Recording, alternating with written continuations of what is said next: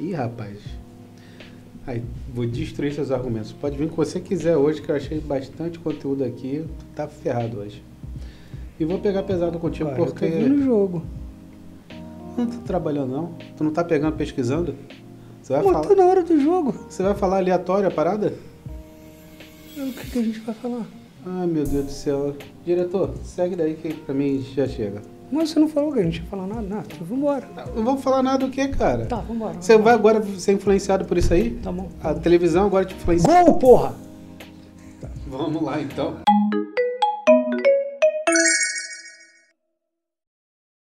Nós somos o Fora da Mesmice com o Leonardo Moura. Rodrigo Aquino. E hoje a gente quer saber, você é influenciado pelo quê? O que te influencia, cara? O que faz você seguir os seus pensamentos, assim, ter suas linhas de raciocínio e suas argumentações? O que influencia a sua vida? É óbvio que é a grande mídia, né? O que mais poderia influenciar a minha vida? Você acha que livros iam influenciar a minha vida? Mas o que Você acha que estudos iam influenciar a minha vida? Não, a grande mídia influencia a minha vida. O que seria a grande mídia? Bem, aí a grande mídia, para mim, é aquilo que eu tenho acesso mais rápido de ver, tô certo? Não sei, é uma pergunta, eu acho válida, né? Assim, porque a grande mídia é aquilo que eu acho que eu estou vendo, você está vendo e outro também está vendo. É algo que nós temos em comum e estamos vendo. Ou não? A minha opinião, a grande mídia para mim, é uma coisa mais simples, né? São grandes empresas que entregam para mais pessoas o seu conteúdo, né? Empresas, claro, da área de notícias e mídias em si, não necessariamente entretenimento. É mais simples do que essa ideia do que você colocou, mas é opinião, né?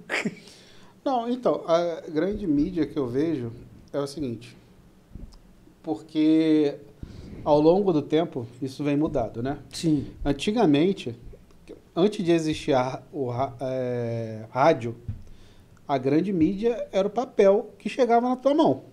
Perfeito, jornalzinho. Exatamente. Então tinha-se Você ainda tinha que pagar por ele.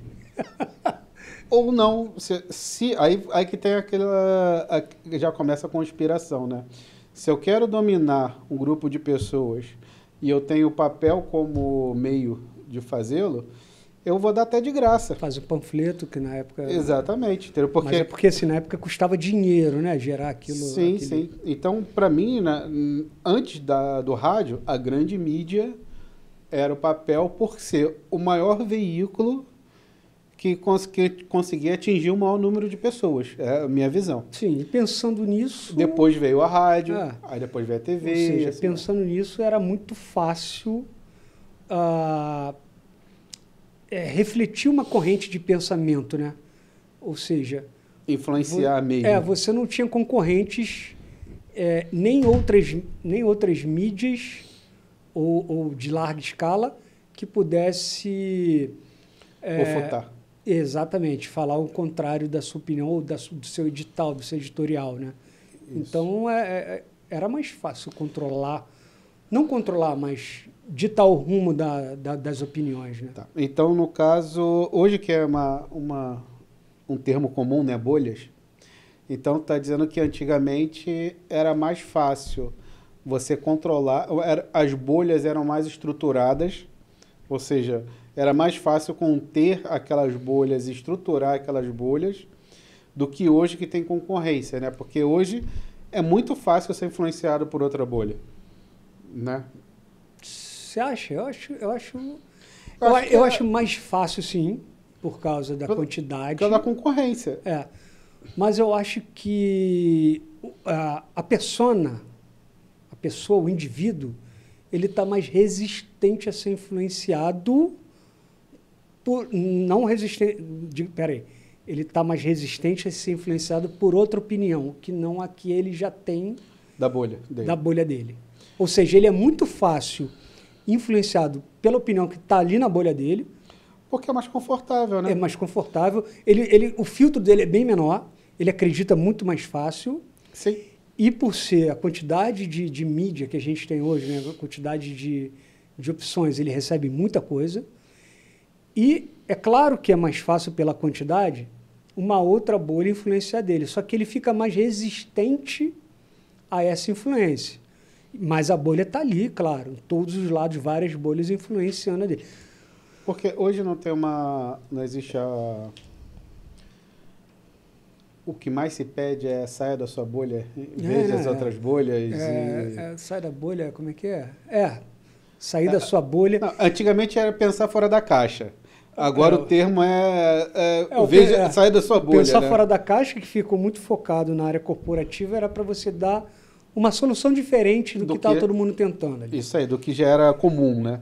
E agora é sobre o seu senso crítico, seu pensamento, sua opinião. As pessoas pedem sair da sua bolha. Só que, cara, a gente já discutiu isso, né? Quando eu falo para você sair da sua bolha, eu não estou tomando uma posição de que eu estou certo, eu não estou fazendo o contrário do que eu estou falando, né? Não estou saindo da minha bolha para tentar te entender. Eu estou tentando fazer com que você saia da sua bolha para entender o meu ponto de vista e caminhar comigo no meu raciocínio. Eu acho que tem 3 pontos de vista aí. Vamos citá-los. Vamos lá. O primeiro ponto é, quando você fala isso, você pode estar falando para a pessoa sair da bolha dela e vir para a sua.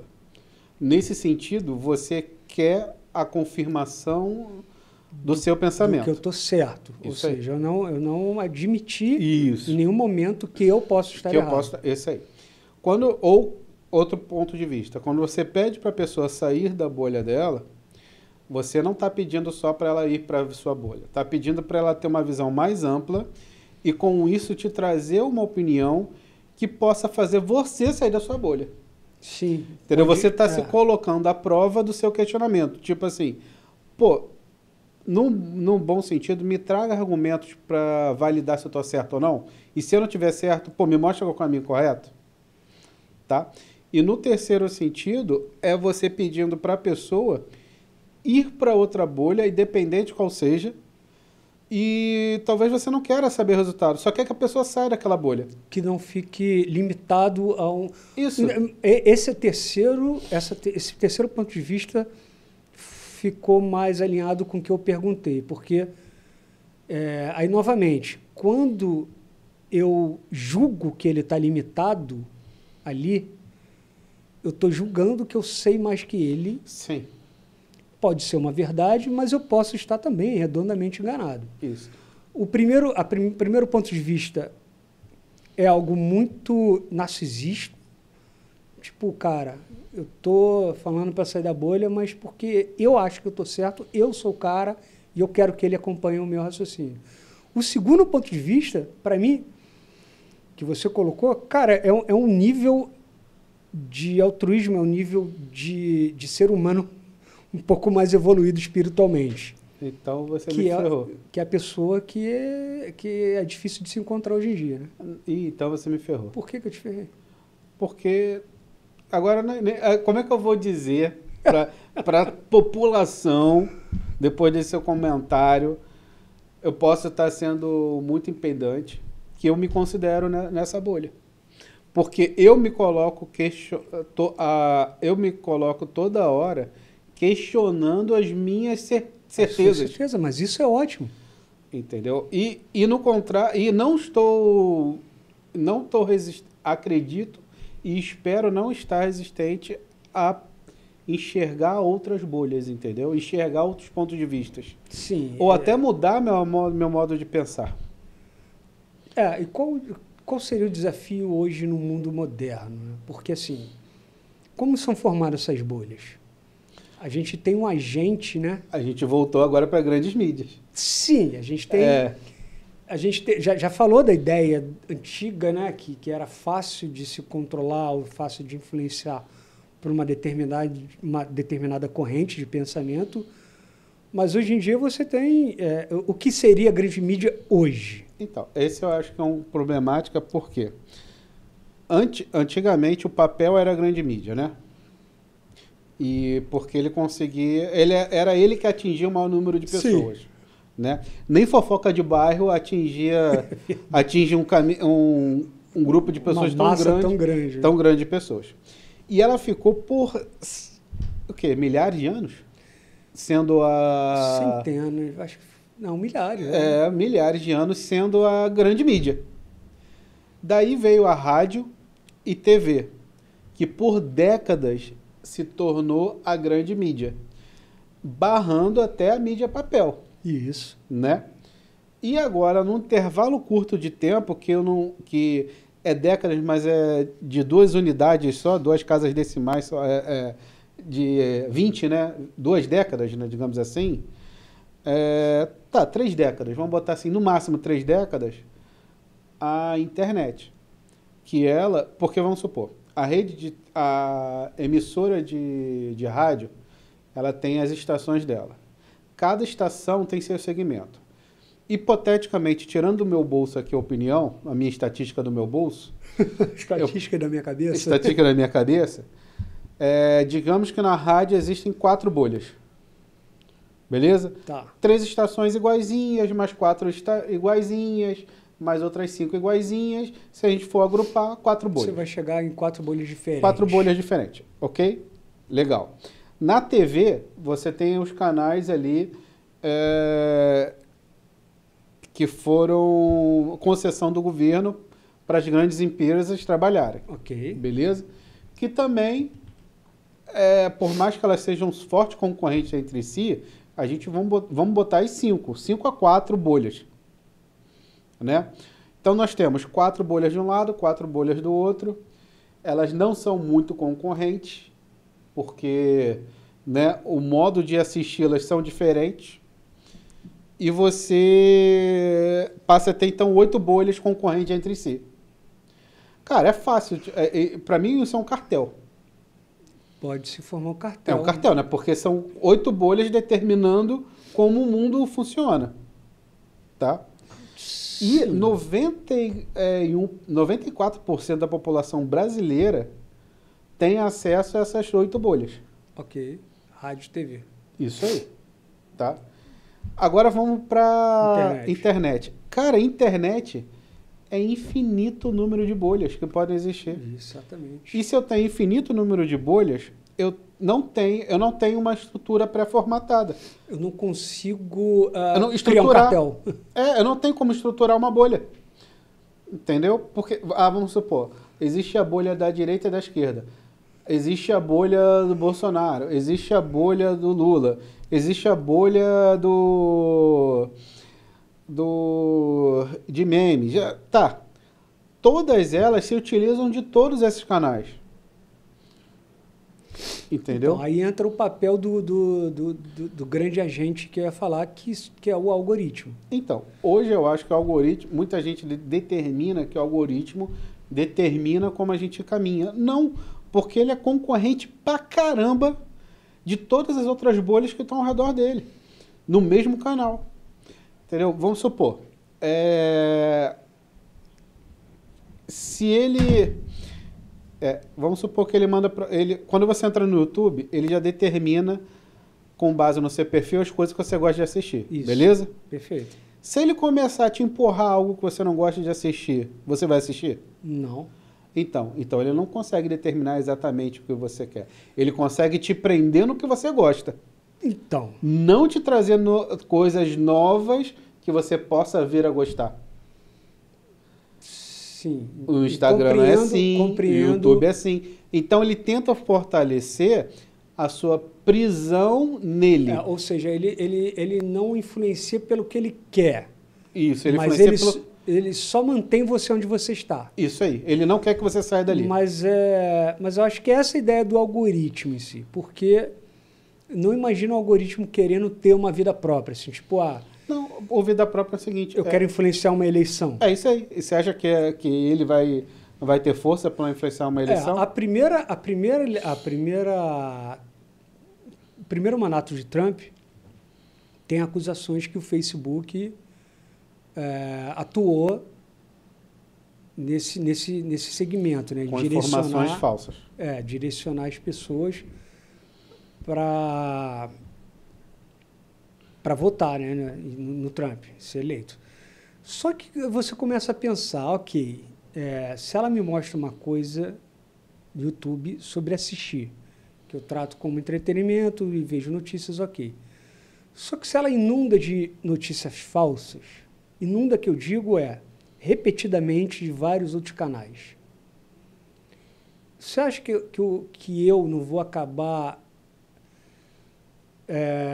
me interessando em saber mais e tendo a acreditar pela quantidade de posts que ele me mandou? Então, mas qual bolha qual mídia, qual canal te influenciou aquilo? Porque um fake news, você encontra ele Você encontra em todo lugar. Papel, você encontra ele na rádio, você encontra ele na TV, você encontra ele na internet, nas redes sociais, você encontra ele... Hoje o maior canal de fake news é o WhatsApp. Exatamente. Ou seja, é uma bolha que não pertence a uma mídia. Uma grande empresa. Uma mídia. Ela não pertence a uma mídia. Porque se eu mando uma mensagem para você, o Facebook ele não está controlando. Não, o Leonardo não vai receber essa mensagem. Acabou. Okay, agora, eu que estou utilizando esse canal para fazer... politicamente falando, e a gente viu isso muito no governo Bolsonaro, né? Que você tinha... foi até falado desse...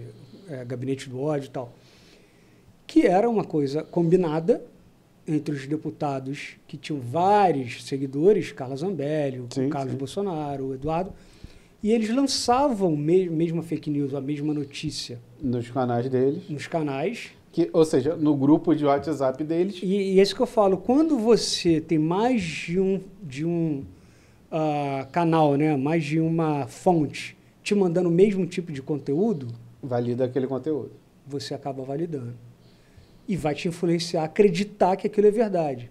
E aí você fica o bel desses caras. Se eles mudarem de lado um dia e quiserem te mandar notícias ou informações sobre determinado segmento que eles querem, eles vão conseguir influenciar. Porque antes eu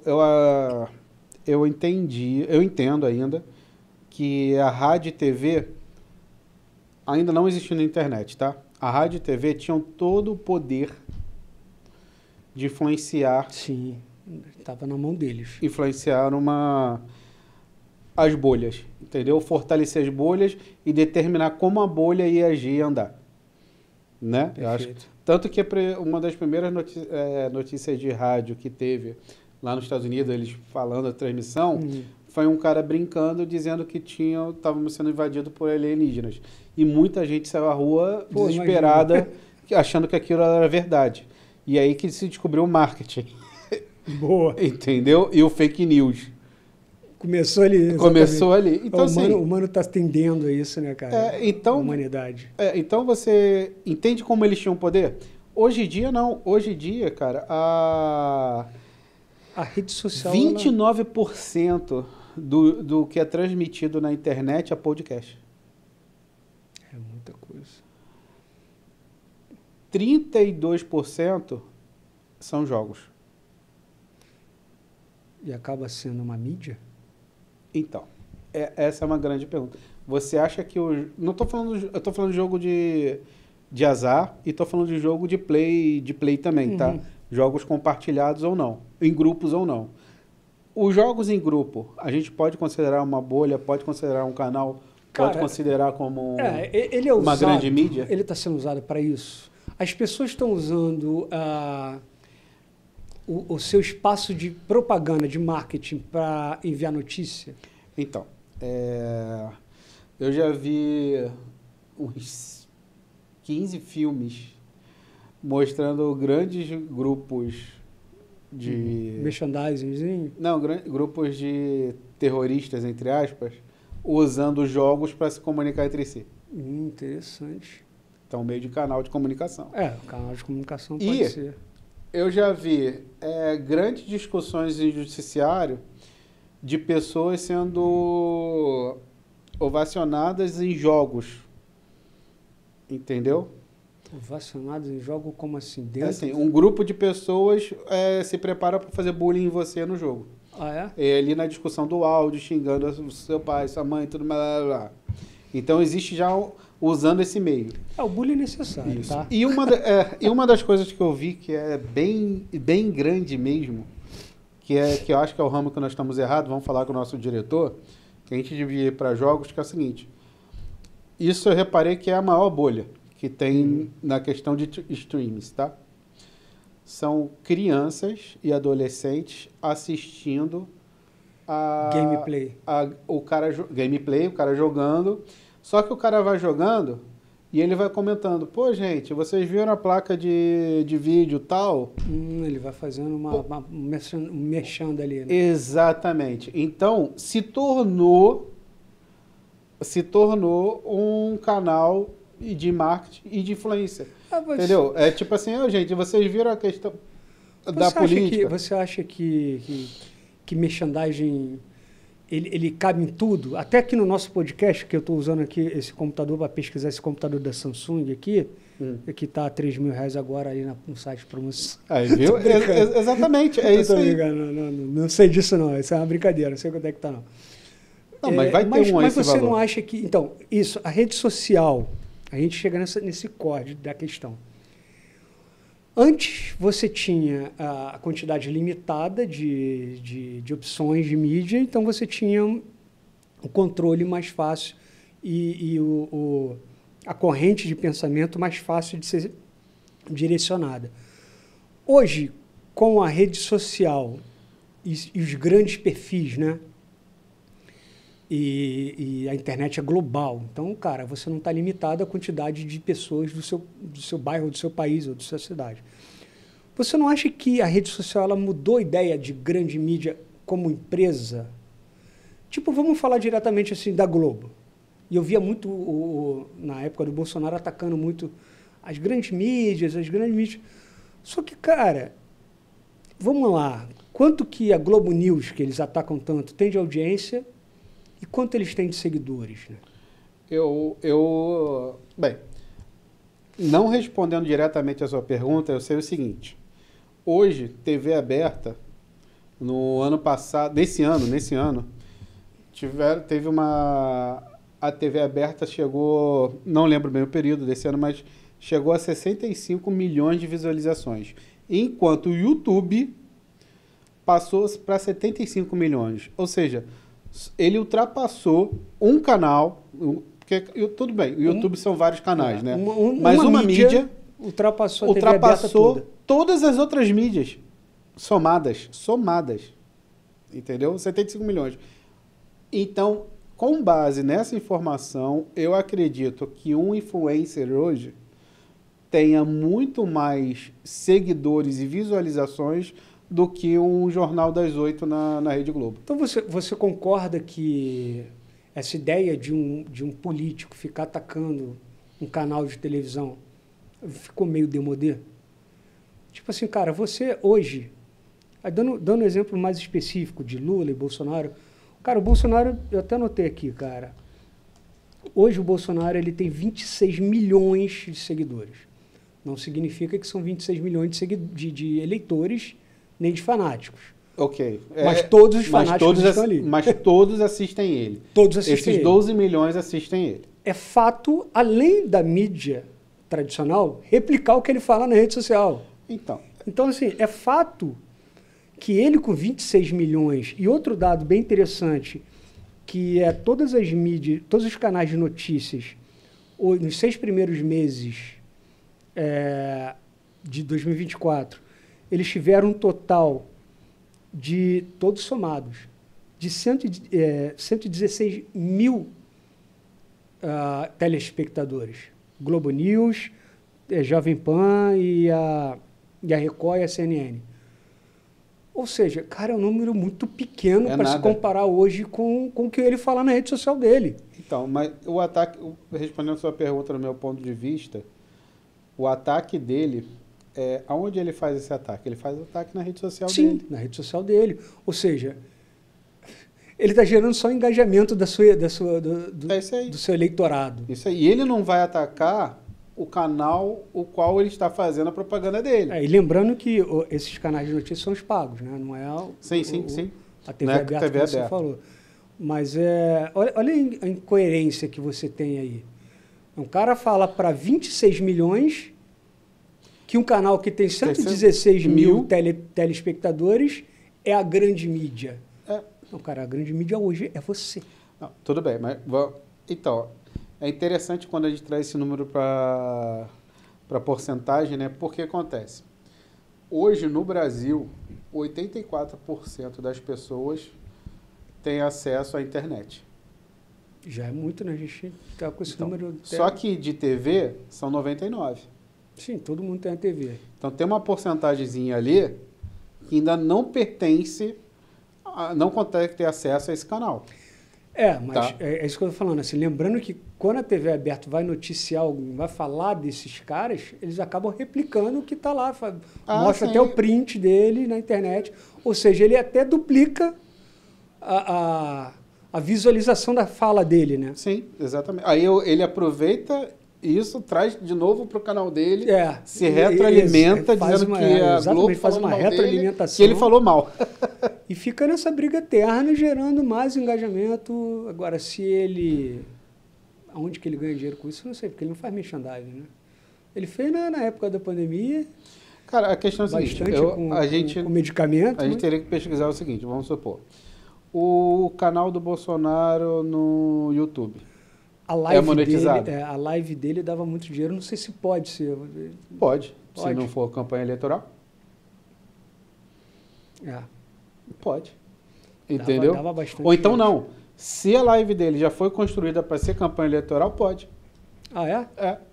Esse foi o problema do Marçal. Do Marçal, né? Ele tinha um canal que não era voltado para política e ele usou essa grande mídia dele para política, o que não poderia. Ele teria que começar um canal do zero como política, entendeu? É essa a questão. É que nem o Silvio Santos chegar no SBT e começar a falar... Não pode. Ou o canal dele já nascesse, o SBT aqui hoje nasceu politizado, pum, acabou. O que não poderia até ser, porque é uma concessão do Estado, ele não pode ser arbitrário a um lado só, tem que ser dois lados, né? Tem que estar aberto a qualquer um dos dois lados, né? Mas o Jovem Pan é de um lado só e eles tocam a vida, e aí? O Jovem Pan, entre aspas, né? Você está falando do YouTube, né? Ah, é verdade, eles só estão na internet. Exatamente. Eles só estão na internet? Tava na rádio. Eles estão na rádio. Mas a rádio é só com relação ao artista. É só brincadeira. É só brincadeira, zoação ou entrevistas polêmicas. A política deles é a no parte YouTube. política toda no YouTube. Interessante. E ele é um lado só ferrenho, né? Mas, enfim. Cara, mas tem um lado assim, que tem. a discussão é essa, cara. A grande mídia mudou de lado. Já não, na minha opinião, já não está mais na mão de grandes empresas. Não estatisticamente não está. Isso que eu digo, claro, você ainda tem empresas. A Globo ainda fatura muito alta, a Globo ainda fatura na casa dos bilhões, mas isso é o Grupo Globo, né? Você tem ali todo um contexto de entretenimento, esporte, tudo ali envolvido. E engraçado que como é que isso tomou essa proporção, porque, olha lá, o rádio, qualquer equipamentozinho baratozinho aí, um rádio deve ser R$10 hoje? Um radinho de pilha? Nem sei se vende mais, vende isso. Vende. Então, um radinho de pilha é R$10. Você compra um rádio relógio desse baratinho. Qualquer pessoa tem condição de usar um radinho. Televisão, mesma coisa, né? O que mais tem é crediário das casas, sei lá o que aí, vendendo... Das casas São Paulo, não. Casa Rio de Janeiro. Das casas Rio de Janeiro. Vai subindo e vai chegar lá. Vai subindo que vai chegar lá. Vendendo crediário sobre... Carnezinho, vai lá, 18 vezes. É só algumas casas frias aí que vai resolver isso. E aí, enquanto a internet, ela tem que passar várias barreiras para conseguir chegar na pessoa. Por exemplo, a primeira coisa, disponibilidade. Não é em todo lugar do Brasil que você tem internet. Então, por isso que já começa a reduzir aquela porcentagem de acesso. Começa a limitar ali. Começa a limitar. Tudo bem, que já é muito grande, né? Isso. Mas... A outra questão é a acessibilidade. Ou seja, o custo de se ter internet. Eu tenho internet aqui, mas quanto é para eu contratar? 16% da população brasileira usa internet do vizinho, tá? É mesmo? Sério? Porra, é muita gente, cara. É muita gente. Então ele já tem uma barreira. Esse vizinho, quando vai pedir a senha no Netflix, o cara não dê. O Netflix vem e corta. Fala assim, não pode. Então, assim, já tem acessibilidade. Agora vamos lá, a relevância. Por quê? Como você tem vários canais ali dentro, você não consegue se tornar forte em uma única bolha. Uma bolha estruturada, firme o suficiente para não ser abalada. Como a Globo é até hoje, como a Rede Record é até hoje, entendeu? O SBT era até hoje, entendeu? E a outra facilidade, porque tem um nível de analfabetos, funcionais até, que não consegue, sabe ler e escrever, mas não sabe usar a internet. Não estou dizendo saber usar celular, estou falando saber usar a internet. Entendi. Entendeu? Então, assim, tem tantos fatores contra essa mídia, mas ela conseguiu, em apenas 2 décadas, ultrapassar a grande mídia que era antigamente. Tão rápido quanto foi o rádio ou a TV com relação ao papel, não, né? Acho que foi a internet que acabou de vez com o papel. Eu acho que o papel ainda viveu muito bem em harmonia com a TV. Mas a TV não derrubou, a rádio e TV não derrubou o papel tão rápido quanto a internet. Eles viveram em harmonia por um bom tempo. São milhares de anos, né? Quando a internet veio realmente acabando com o papel. Eu acho que ainda tem uma variável nesse contexto todo, que a internet, ela ajudou a moldar e modificar, que eu acho que a sociedade ela saiu do aspecto consumidor, daquela pessoa que recebe a notícia ali embaladinha, pronta, e ela começou a gerar, saiu do perfil consumidor e começou a gerar perfis produtores. Né? Tem até uma jornalista inglesa que ela até brinca que hoje nós somos, ela fala, prod consumers, que nós somos produtores e consumidores. Então, a pessoa começa a ler e ela já interage, ela já opina, ela já faz o seu hater, né, na notícia, sim. Porque a gente deu essa possibilidade, a internet deu essa possibilidade. É o que a gente está fazendo agora. Não, o que eu quero dizer é, hoje você tem a televisão que você recebe a notícia, você da sua casa acabou.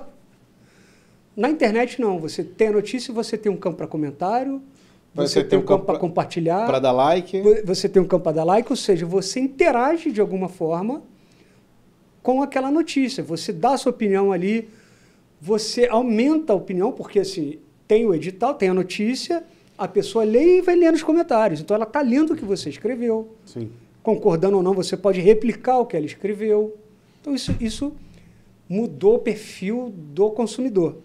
E tem gente falando isso, né? Que agora nós somos os product consumers. Nós somos produtores junto com as notícias. Então, tem isso também, né, cara? Isso incentivou a criação de milhares de canais de notícias. E claro que as pessoas não têm condição financeira nem disponibilidade de tempo de ir atrás de algo, de uma notícia que seja mais investigativa. Aconteceu um fato lá no Nordeste, vou lá entrevistar a pessoa. Não é por aí. Mas você pode dar sua opinião, como a gente está fazendo. Você pode gerar um conteúdo e colocar na internet de uma forma muito democrática e rápida e de graça. Então, mas nesse ponto me trouxe aquela... Isso vai derrubando a grande mídia, né, cara? Que a gente entendia como a grande mídia. Né? Não, mas então, você acha que isso nos coloca na posição de questionar de verdade a grande mídia? Então, rolou esse prod consumer, né? Esse novo perfil de consumidores, é uma forma de você questionar o que está chegando para você. Não deixa de ser. E é uma forma de pluralizar as opiniões e engrandecer aquilo que a gente estava falando sobre como eu posso sair da minha bolha. Eu não preciso procurar em outro lugar, mas eu posso ali continuar lendo os comentários e ter pelo menos um caminho diferente ali. Opa, posso pesquisar por aqui. Opa, essa linha de raciocínio do rapaz aqui é interessante. Você acha que as pessoas vão fazer isso? Fazem isso? A maioria não fazem, mas é um caminho que está disponível, né? Tá ali. A pessoa pode ir e vai se não quiser, né? Então, a gente não pode falar que é igual antigamente, que o direcionamento do pensamento era mais fácil. Porque isso me traz aquela complexidade que a gente discutiu antes do ex-terraplanista, né? Que o cara Sim. teve que testar os fatos para ver que a percepção dele era outra, né? É. Que ele hoje considera a Terra redonda não e não acho- mais plana, pelo teste que ele fez da física real que ele fez. Então, Sim. assim, mas isso é um custo para ele, foi um custo gigantesco. É, isso que eu tô Imagina falando, todos os não tem. terraplanistas tendo que fazer esse ato para tomar a decisão se aquela informação está correta ou não. Ele foi até um exemplo fácil, que é, porra, eu vou quebrar meu pensamento indo lá e vendo. O sol da meia-noite. Só que você imagina uma pessoa que não acredita na vacina. Como é que eu vou testar Ela para vai ver ter se que é virar verdade? cientista, estudar durante 10 anos, porque ela não vai acreditar nos livros do que pessoas já estudaram. Então Não, ela vai ela- ter que fazer os seus testes. Não, pelo menos aquelas pessoas já que têm chip dentro da vacina, Então, elas podem pegar um microscópio e analisar ela o vai ter que fazer conteúdo, isso. né? Cada um que não acredita. Exatamente. Ou ela cai naquela bolha do tipo, eu só acredito se vier dessas pessoas. Se vier aqui. dessa bolha, exatamente. Se vier dessas pessoas elas falarem isso. Só que essa bolha já está pré-determinada que eles não acreditam, foi ali que eu me encaixei. Já que eu não acreditava, nem aquelas pessoas não acreditam, é ali que eu me encaixo. Então já é minha bolha aquilo ali. Então nunca, teoricamente, nunca vai chegar. E quando vier um cara e chegar com essa ideia, gente, mudei meu pensamento, eu vi de perto que é diferente. Ele rapidamente vai ser refutado e retirado da bolha. Porque diz ele fez mais de 3 mil vídeos e ele tinha muitos seguidores. Mas é aquela história, não quer dizer que o fato dele ter seguidor significa que são pessoas que acreditam nele. Mas são pessoas que veem o conteúdo que ele É isso que eu E tô agora ele falou que a meta dele é refutar os 3 mil vídeos que ele fez. falando. Legal. Então, ele a cada vídeo, ele vai refutando E um quantos vídeo. seguidores ele perdeu? Cara, eu acho que ele ganhou mais seguidores. Mas assim, são outros, né? Não sei. Sabe por quê? Porque, sabe amor e ódio? O que tinha amor agora eu posso seguir Posso ele continuar seguindo, pelo ódio. odiando ele. Exatamente. Mas assim, hoje em dia tá assim, né? Ele vai ser refutado pela aquela bolha dele e ele vai ficar dando murro em faca, né? Cara, eu vou ficar falando, os caras vão falar que eu fui pago para isso, que eu tô sendo patrocinado pela empresa de não sei das contas, que agora eu sou esquerda ou direita. Exatamente. E ele vai ser sempre refutado nisso, até que essa pessoa que está acusando ele vá lá na bodega da Antártica e vê que não existe a porra do... Ou então todo mundo faz como ele fez, né? Vai lá isso e que eu vê. tô falando, isso não vai acontecer. E engraçado que vai ter gente que vai lá e não vai acreditar mesmo assim, né? Vai ter isso. A gente cai de você ir lá. Porque tem aquela, eu acredito vendo, tem gente que nem vendo acredita. Isso é uma boa discussão que a gente pode até fazer um vídeo, porque entra na ideia de Deus, por exemplo. É Deus. Como que um ateu iria A gente está devendo isso. Como que um ateu iria acreditar em Deus? Como que um ateu mudaria o seu pensamento e viraria um crente? Só se Deus viesse do céu e falar, opa, tudo Então, bom? aí é que tá. É o que você falou. Nem vendo acredito. Olha a ideia. Para um ateu acreditar em Deus, não basta Deus vir aqui e falar, olha eu aqui. existo. Sabe por quê? Nesse momento, ele vai se autodeclarar que ele está tendo uma visão. Então, para ele acreditar, não basta ele ver. Ele teria que ter mais uma pessoa do lado para comprovar que eles estão vendo a mesma coisa. Olha que bizarro. Caraca, meu Deus do céu. Porque ele nunca vai acreditar que aquilo foi real. Não, eu acho interessante. E tá certo. Então, isso é engraçado. Então, o ateu realmente, ele não vai acreditar, mesmo vendo. Então, ele teria que ter, sim, mais uma pessoa de confiança dele, para os dois falarem, cara, eu vi. Eu também vi. Então, tá confirmado. Tá confirmado. E é capaz ainda de... Cara, você não tá maluco, não? E ainda tem terminação, é Deus mesmo. E Ou você é capaz, alienígena que veio aí. E é capaz de 5 anos depois, se esse cara for diagnosticado como maluco, ele fala, porra, também sou então. Exatamente. Eu não acredito de novo. Mas é assim, é engraçado isso, né, cara? Não, tudo bem. Às vezes eu também... Eu preciso de algumas provas mais concretas para eu considerar seguir uma Eu sou assim também, cara. Uma posição, se eu entendeu? estiver sozinho, eu duvido muito das coisas que eu vejo também. Eu falei, pô, cara, Não, peraí. peraí, cara. Você olha assim, peraí, alguém viu? Alguém viu? Você anda vendo alienígena que momentos da vida, cara? Que é isso? Tem que ter confirmação de alguém. Fala, cara, pelo amor de Deus, se eu vi sozinho... Tá. E tem uma ideia também, aí a gente pode discutir isso também, né? De um filósofo muito antigo que falava, né? O que não é visto não existe. E é muito engraçado que as coisas existem só na sua cabeça e no que você está vendo. E quanto existe o talento da filosofia que disse, se existe na sua cabeça, se você pensou, existe. Se você pensou, existe. A gente pode até discutir isso, eu trazer o nome desse filósofo, eu realmente não lembro o nome, não sei se era alemão, que ele fala, você está com uma pessoa numa casa e você saiu daquele cômodo, por exemplo, a cozinha. Você tinha visto a mesa. A partir do momento que vocês saíram daquele cômodo, aquela mesa não existe. E ele refuta, não, existe. Porque existe na cabeça de Deus. Deus criou tudo, todo o universo. Então, se na cabeça de Deus existe, então existe. A mesa vai sempre existir ali. E, cara, é uma linha de raciocínio muito viagem. bizarra. É muito viagem. Pô, isso aí vem... Nossa. Mas aí que vem da ideia do... o que não é visto não existe. Né? Entendi. Tá. E você acha que cabe para esse episódio? A gente traz para outro uma coisa mais estruturada com relação à educação. Isso eu acho que tem que ser mais estruturado, com mais dados, com mais... Porque é uma discussão que pode levar a linha de raciocínio, a vertência de raciocínio. É uma coisa que eu gostaria, que a gente pode trazer o pensamento de... Porque assim, a nossa educação, estão trazendo um spoiler, a nossa educação está completamente afetada pela mídia de hoje, né? Ela é completamente afetada e influenciada. Os professores são refutados em sala de aula dizendo que aquilo que eles estão ensinando está errado porque a mídia falou que aquilo é assim assado. A gente tem grandes canais hoje especialistas em querer mudar a história.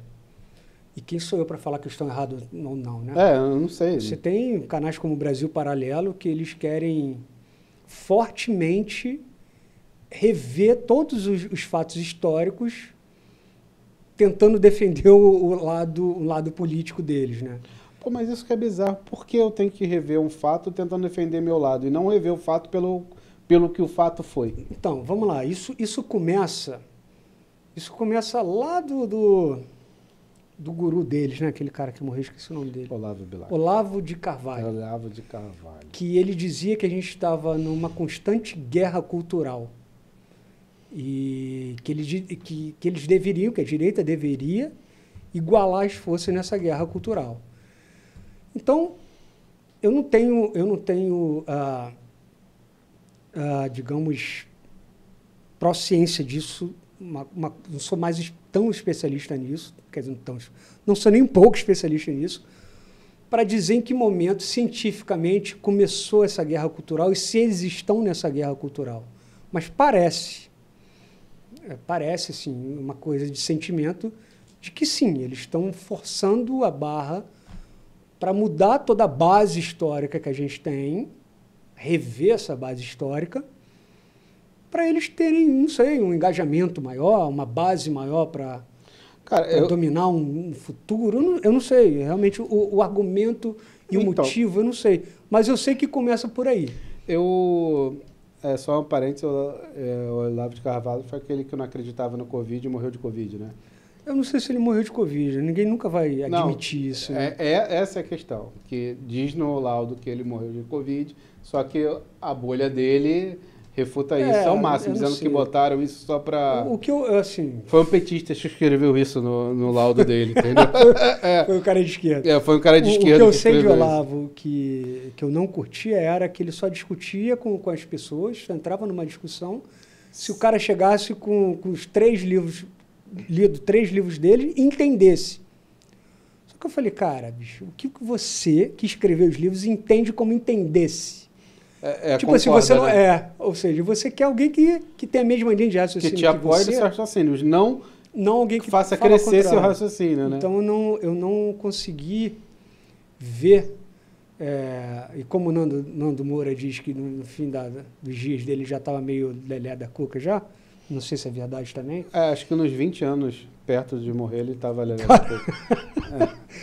Ele tem livros interessantes, que não li todos, mas Porque, eu quero ler todos, sim. porque assim, eu acho que rever a história precisa se rever e constantemente revendo a história com fatos novos que puderem ser sustentados, né? Sim. Porque, por exemplo, lá no Rio de Janeiro, né, tem um passeio que eu não tinha ideia, né, nem da existência desse passeio, mas é um passeio grátis que as pessoas podem fazer, basta se inscrever, é dos próprios órgãos lá, com o apoio da prefeitura, que é você conhecendo a história do Rio de Janeiro.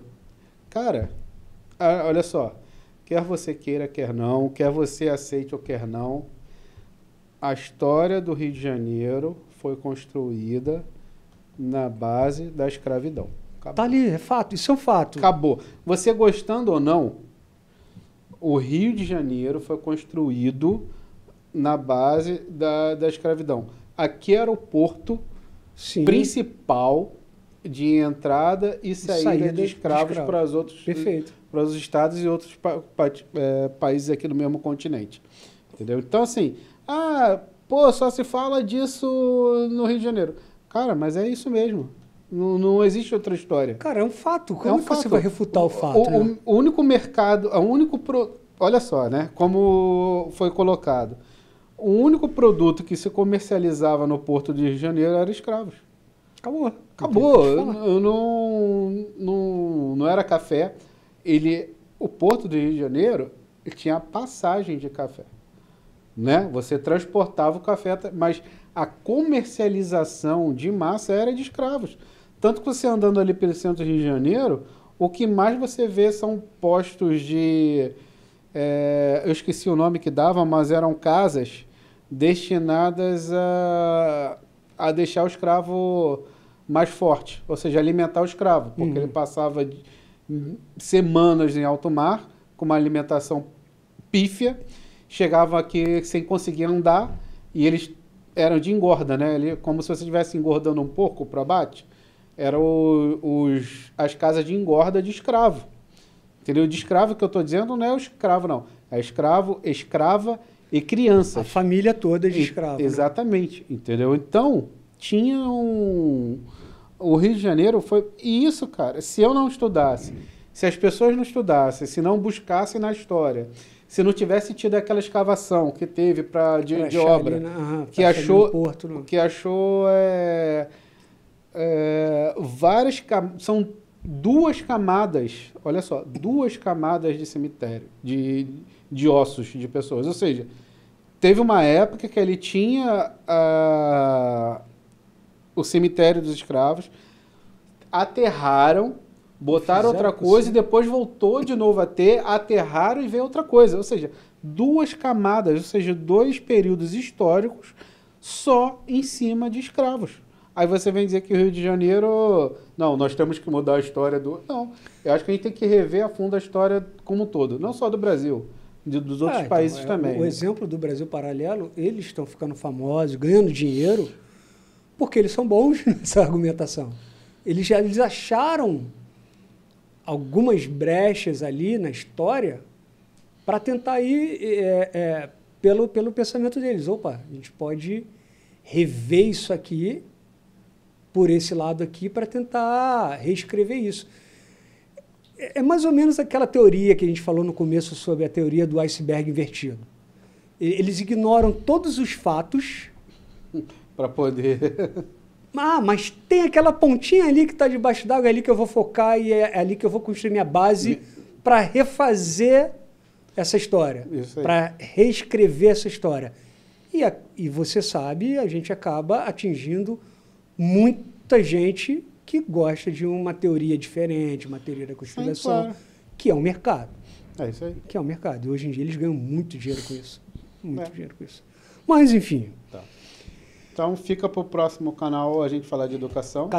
Próximo episódio a gente falar de educação e a gente vai tocar nossa vida, assim. Muito obrigado por assistir até o final. Deixem a opinião de vocês aí. Lembrando... Se vocês botarem na opinião de vocês, hashtag fora da mesmice, a gente vai trazer na íntegra a opinião de vocês para poder comentar. Isso, a gente comenta e discute, chama vocês para discutir, vocês que sabem. Tranquilo? Beleza? Obrigado, pessoal. Valeu, pessoal.